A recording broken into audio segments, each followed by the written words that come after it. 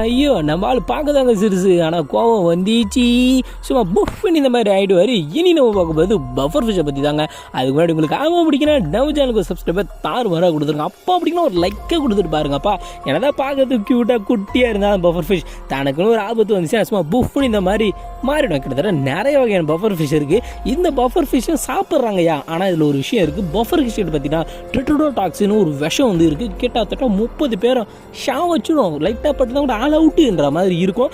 இருந்தாலும் இதை சாப்பிட்றாங்க. யார் சாப்பிடுவாங்க? லைட்டாக திங்க் பண்ணி பாருங்க. இந்த மாதிரி விஷயத்தெல்லாம் யார்? சைனாக்காரன். சைனாலாம் இதை வந்து சாப்பிடுவாங்க. இதை சமைக்கும் போது ஒரு வேளை சரியாக சமைக்கலன்னு வைங்களேன், அவளை தான் ஆல் அவுட் ஆகிடுவாங்க.